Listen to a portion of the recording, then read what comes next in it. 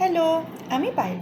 প্রতিদিনের মতো সকালবেলাটা চিয়া সিড দিয়ে শুরু করেছিলাম, কিন্তু জলটা একটু বেশিই গরম হয়ে গেছিলো। ওই জন্য হাতে একটু ছ্যাঁকাও খেয়ে গেলাম। It's okay. তারপরে জানলার বাইরে দিয়ে আকাশটা দেখতে দেখতে ভাবলাম, এই ওয়েদারে জেগে থাকার কোনো মানেই হয় না। কিন্তু মা তো ঘুমোতে দেবে না। তারপরে দেখলাম মা বানাচ্ছে চিংড়ি মাছের তরকারি। হ্যাঁ হ্যাঁ, পেঁয়াজগুলো আমিই কেটেছি, ওটাতে আমি এক্সপার্ট। মুড়ি দিয়ে খাবার জন্য মা বানিয়ে দিয়েছিল একটুখানি মাশরুমের তরকারি, যেটা আমার এখন খুব ভালো লাগে। আগের দিন রক্ষাকালী পুজো হওয়ার জন্য কিছু ভোগ পেয়েছিলাম, সেগুলো আমি খাইনি, মা বাবাই খেয়েছিল।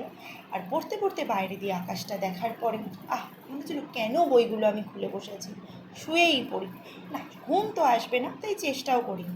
তারই মধ্যে আকাশের দিকে তাকিয়ে থাকতে থাকতে দেখলাম বড় বড় ফোঁটায় বৃষ্টিও শুরু হয়ে গেছে। যদিও শুরুটায় বেশি জোরে হয়নি, তারপরে বেশ জোরে হচ্ছিল। না, আমার এই ফোনে ভালো করে বোঝা যায় না, তাই বোঝা যাচ্ছে না, তো বৃষ্টিটা জোরেই হচ্ছিল। তারপরে দেখলাম আকাশ আরও অন্ধকার করে এসছে।